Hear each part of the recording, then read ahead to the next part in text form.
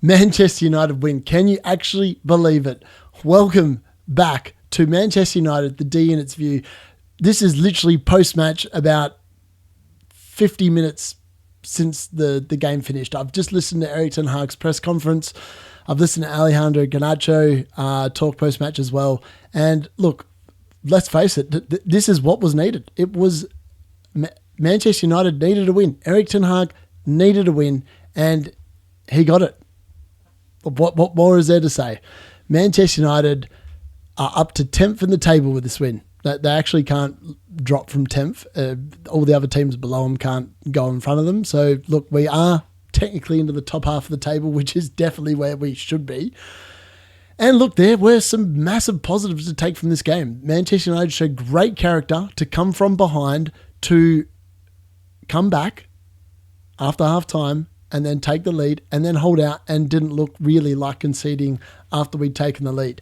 And look, Thomas Frank is a good manager, and Brentford are a good team. They are well organised normally, and they did take the lead in the first half, and we'll get to the circumstances around that very shortly. But this was what Erik Ten Hag and Manchester United need. They needed the pressure to be taken off them. The only thing that will keep this going, though, is if Manchester United can turn this around for a prolonged period. We need to go on a run. We have an easy run of fixtures. We've got Fenerbahce away in the Europa League, but really we need to start picking up points there, and they are not playing well in the Turkish league, and I think that they 100% have to be seen as a place where we need to go this game week in the Europa League midweek and win.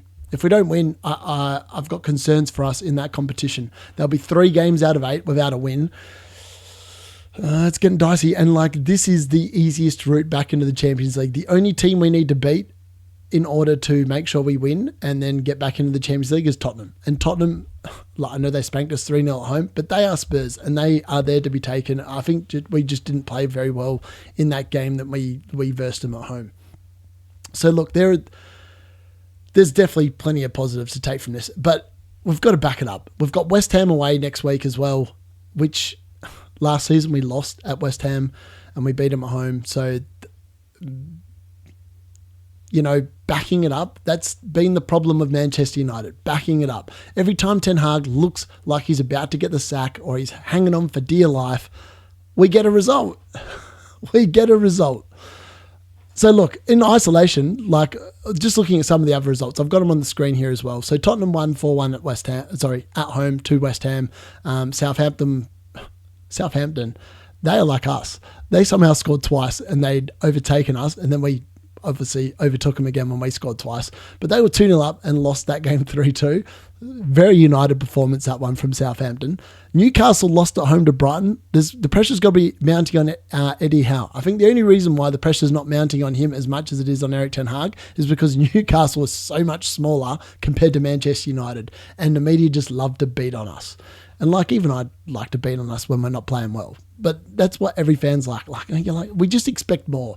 We're used to winning, and I don't think it's wrong to have high expectations of the team at all. I don't think there's anything wrong with that at all. So then, obviously, Everton continued their run as well. They won 2-0 away against Ipswich. Fulham lost at home 1-3 to Aston Villa. So Aston Villa, they're flying, man. They look like they're going to back up their top 4 finish. It'll be interesting to see how the Champions League affects them. But we've got our work cut out. If we want to get back into the Champions League or into the top 4, top 5, top 6 teams, we've really got to start playing consistent football. And this is a good start, but there's more needs to be done. And then obviously we won. So I want to talk about the first half. So the first half, United dominated the chances for this game. We had 23 shots compared to 8. We had 11 on target compared to Brentford's 2. We should have won this game by a lot more than what we did. This game should not have been a 2-1. Eriksen missed a brilliant opportunity when it was 0-0 in the first half. And the finishing really does need to be worked on. I don't know what they're doing at the training ground, but Ruud van Nistelrooy, you would think you just tap into his expertise and sort it out. I just don't understand why we're struggling so much in terms of putting the ball in the back of the net. Makes no sense to me.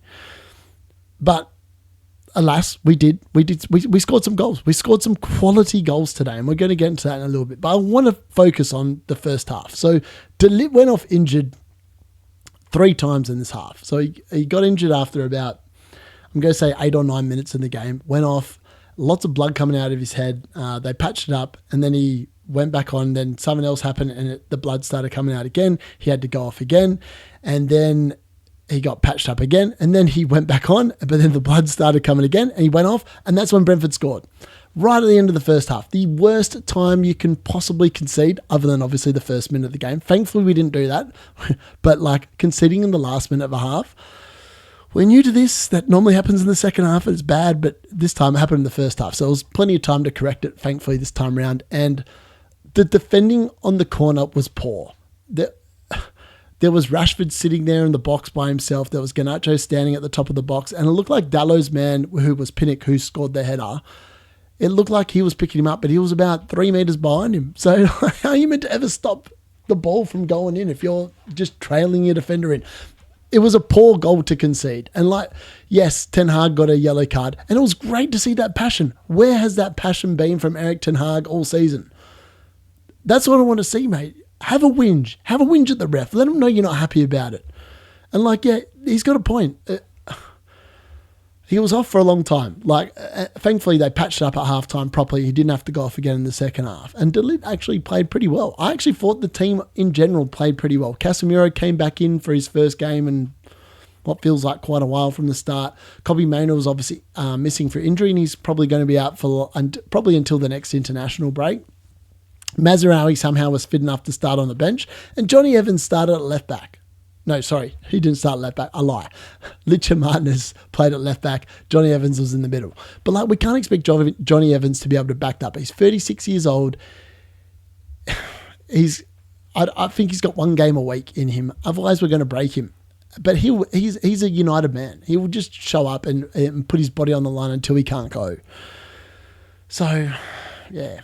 I mean, it was great. It was great. The comeback in the second half, that's Manchester United. When the chips are down and everyone's against you, your back's against the wall, we want to see the spirit. We want to see the passion as fans, and we saw it tonight. We saw it. There's no denying the players played for the club tonight.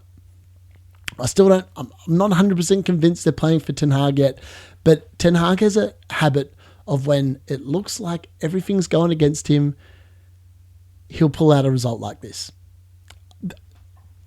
The only thing I've got to say is he needs to back it up. He really needs to back this up with another win. If he can't back it up with another win, if we go to Fenerbahce and don't win our 3rd Europa League game in a row against the Fenerbahce team that has started really poorly under Jose Mourinho, the pressure will just pile back on him, and the confidence will zap again. We really need to go there and build on this. We need to build on the game, build on the momentum, and keep it going.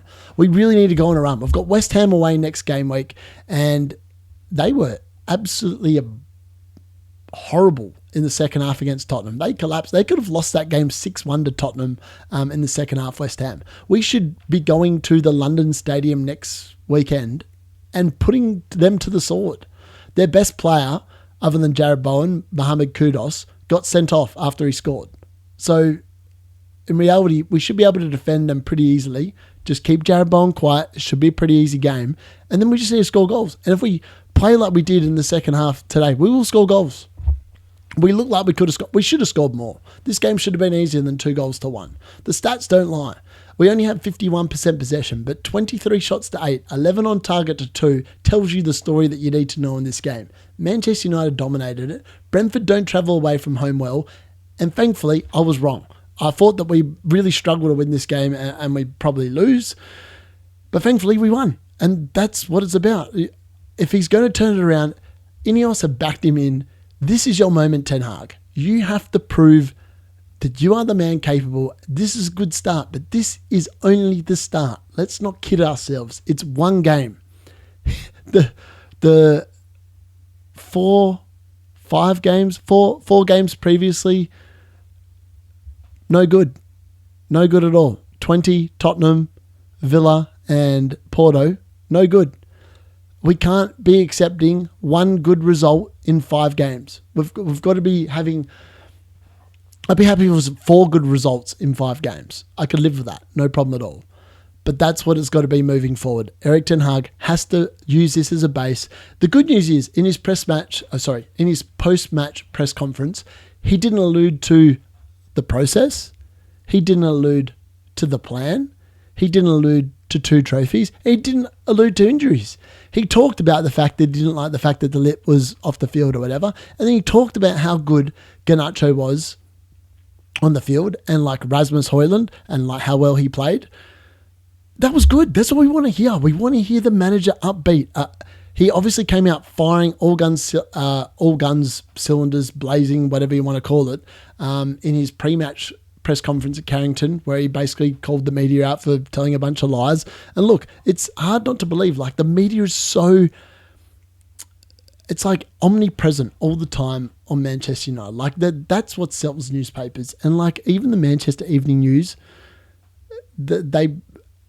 he basically called them a bunch of lies. He might as well just come out and said, "Oh, even our own newspaper that is in Manchester is calling us lies." Like, they're just making up lies. And, you know, if he has more results like this, if he have more days like this during this particular run of fixtures up until the next international break, Erik Ten Hag might actually be able to turn this around. It's still early enough in the season that they can make a sustained run. But like, we've got a good run of fixtures. We've got West Ham, Chelsea.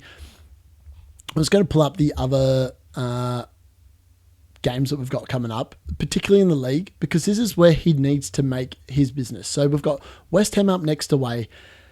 Then we've got Chelsea at home. Then we've got Leicester at home. Then we've got Ipswich away. So like the last game before the next international break is Leicester at home. So if he can get 3 wins from 3 there, which will make it 4 on the trot in the league, I think he can turn it around. I hope he does.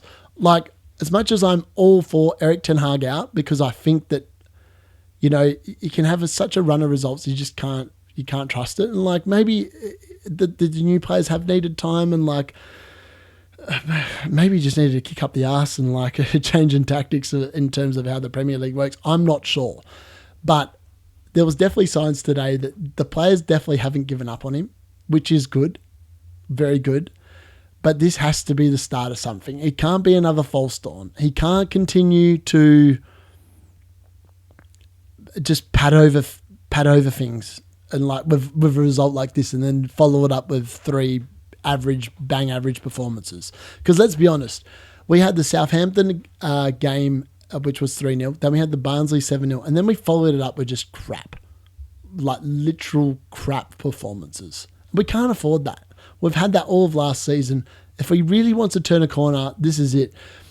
And yes, I agree that he has to focus on the Cups this season. I still don't think that we are in the top 4 teams, maybe not even the top 5 teams in terms of league form. I honestly believe that the top 4 is already probably set. It'll be Arsenal, Liverpool, Man City and Villa. And I think Chelsea will be in the shake-up, that's the top 5. I don't think we're beating that top 5 this season with the players we've got, unless Højlund really accelerates. And like, it was really positive that he scored today. Like, he's off the mark in the Premier League this season. Fantastic news for United fans, because we need our forward players in form and scoring to you know, go on a thing. And I really want to talk about the second half. So what shocked me, the lineup was very different to what I expected it to be. So I'm going to show my screen now and we can see what the lineup is. So Man United the back 4 was exactly how I actually called the lineup correctly. There was no one that I didn't call in this. So I said Diego Dalot would start at right back. I thought Johnny Evans would actually start at left back, but it was actually Martinez, and De Ligt started with Evans at centre back.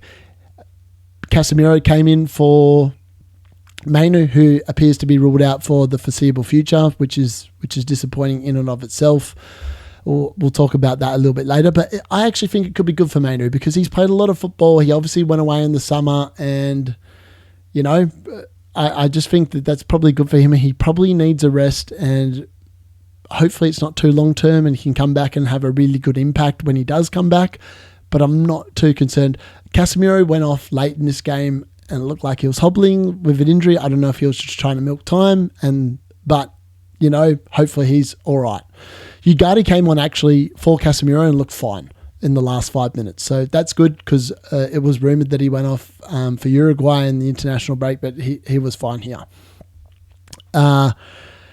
So no surprises there. Ahmad missed out again. So obviously he's fallen out with Ten Hag. Like obviously he's gone back into the you're back on the bench type of thing for Ten Hag. And it was interesting to note that Garnacho started on the left in this game and Rashford started on the right. And it looked all right. And I think it's weird because when Dalot was on the left and Rashford was starting on the left, they looked horrible. But Dalot looks much more comfortable on the right, defending on the right-hand side, and Brentford really didn't have much joy at all, like moving forward. I don't think that that played much of an impact. And I want to talk about the first goal for United. So after half-time, they came out, they looked good, they looked like up for it, and Marcus Rashford played a ball that was Beckham-esque. Like it was a Beckham-esque ball.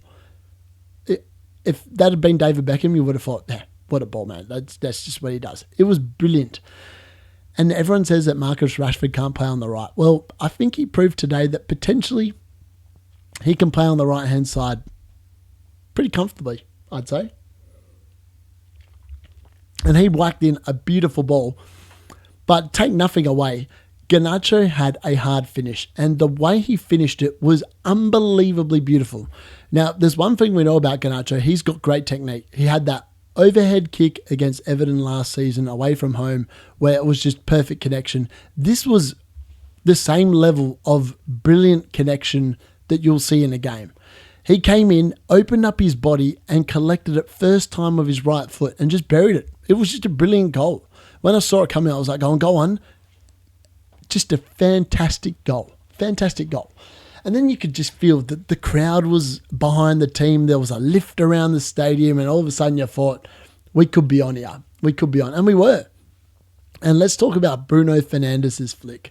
Now, Bruno Fernandes has done next to nothing all season long for Manchester United. But today, he delivered. He did a gorgeous backheel type flick around the corner. However you want to call it. It was a brilliant, brilliant assist. And Rasmus Højlund took it. He took one touch, took a second touch, and then he dinked it over the keeper. It was like a Ruud van Nistelrooy finish. I don't know if he's been practicing with Ruud or he's been doing training drills and that, but it definitely looked like it was a meant finish. It was interesting because in the first half, he went through, took a player on it, and he had a shot from about just outside the 18-yard box and put it well wide, and you're like, it's like none of our forwards can ever shoot. But in the second half, he looked good, man. He looked good. And he was doing other things as well. He was bringing other players into the game. It was a great game from Rasmus Højlund. I thought he was really good. And as I said, the midfield did the job. I didn't think we were fantastic in the first half, but the second half, we definitely showed that endeavour. I was like, I don't know. It was like Ten Hag actually delivered. In the first season, we had halves like we had in the first half. And we went in at half-time and Ten Hag did something or whatever he did, and then he made some subs and it all sort of clicked and we won games. It was like he did that at half-time without making subs and it clicked and we won the game. That's what we need. I don't know what he did at half-time, but he needs to harness that because moving forward, if he's a chance of like leading this team to the end of the season and taking us back up the table, he needs more of whatever he did at halftime. He needs more of it, a lot more of it. So it was good. There's not much to get too downhearted about. I mean, like it was a pretty obvious choice for man of the match. Garnacho was amazing on the left. I think he has to stay there. Rashford probably just has to stay on the right. And I think Højlund has to start now. Højlund's got his goal. He's going to have the confidence, and he definitely comes across as one of those players that's a very confidence-driven player. And I think it's sad because I think that Ahmad probably needs games and needs to be in the team, but I think those three have to start. just based on what I saw tonight, they look good, and we didn't look defensively poor like we have been. And I put a lot of that down to the fact that I think Dallo just doesn't like playing on the left. He looked so much better on the right. He just looks way more comfortable. Yeah, and I think that's what you need to do. Mazraoui actually was fit enough to make the bench, which was interesting considering he had a heart procedure. So I don't know. It must have been very minor because he's already back on the bench, and he actually came on in the 90th minute. So he must be all right, which is fantastic news. We just got to hope that there's no injuries from this game. Joshua Zirkzee came on actually for Rasmus Højlund, and I don't know, man. The more I see of Zirkzee, the more I think that he's I don't know. He's like a sideshow Bob, man. He makes David Luiz look good for Chelsea. He's definitely no Fellaini. There was a moment where he looked like he was going to be through on goal and probably should have scored, but his first touch was fine, and then the next one was just god awful, and it just took it away from him, and the chance was gone. So I don't know. I'm very unsold on him. I'm not sure why we've bought him, is the honest answer. And that says something. Now, another player I want to talk about as well, Mason Mount. Where the hell is he? There's been no news on him at all. He's just not been available. I'm scared for Mason Mount. He is starting to become a bit like Donny van der Beek, who just never got a run at it. And we spent a lot of money on him, and I don't even know if we've seen 90 minutes from him. Have we seen a game where Mason Mount started and he's lasted the full 90? I'm unsure. I don't know. Let me know in the comments if you remember a game where he played 90 minutes. I don't think it's happened. Yeah. And the other thing I want to talk about is Jack Fletcher. Jack Fletcher made the bench. Like, I know he didn't get on, and you're not going to bring him on at 2-1. You want to make sure you win the game of football, and Ten Hag's under that much pressure.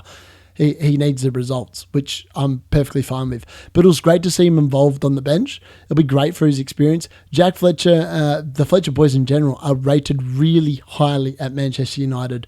So it'll be good to see them come through. And they're probably going to be quality players. And I think we just need to keep on blooding that. I think our academy, there are a lot of good players in there that we can be expecting to come through and contribute to the first team moving forward. That's the end game, really. So look, it was really good. It was a positive performance. Erik Ten Hag actually spoke really positively for once as well, which is fantastic, and hopefully it continues. Garnacho was named man of the match, which is great. And there was nothing really to say other than the fact that we need more of this. It needs to be more consistent. It needs to be better football going forward. We need to make sure we bring that level of intensity that, we wanted the game. We really wanted the game today. And that was clearly obvious, and we just need to keep it going. That's pretty much all it comes down to. Really quickly, Brighton drew with the ladies team, 1-1. So that's our first blemish in the ladies team this season. So unlucky to them, but they still haven't lost. So keep it up, girls. I'm sure you'll keep that going really well. But look, the pressure valve has been released. I just wanted to give some quick post-match reaction. It was good to see us win, and we just need more of that moving forward, and hopefully we can deliver more of that moving forward. Jogging for midweek after the game against Fenerbahce. I'll do a review of that one. I am looking forward to it. Versing Jose Mourinho, I think that's going to be entertaining in and of itself, and hopefully we can get a good result. We need to get the Europa League campaign up and running. We don't want to have to play an extra playoff tie. We want to try and avoid that. The fixture pile up as it is ridiculous. There's so many games here, there, and everywhere. And we just need to keep building the momentum. And I think a win against Jose away will be really good for Ten Hag and his image. So hopefully, fingers crossed, we can have an easy week where we go away, we win games of football, we take it into West Ham, smash them as well, and then we might be on a run. And then we can talk about the turning of the tide, hopefully, which we've felt like we've got to so many times before, but we haven't just quite managed to get there. So look, I'm optimistic now. I feel like we can go and give Fenerbahce a game. Our forwards, a couple of them have scored, a couple of them assisted. So what's not to be positive about? You know? So look, let me know what you think in the comments. If you're new around here, please subscribe to the channel as well. And if you're interested, please go and check out my fantasy stuff. I cover that in great depth, and I don't use Football Fantasy Hub to do it. All right. Cheers. Thanks for joining, and make sure you follow. Bye for now. That's the D Unit out.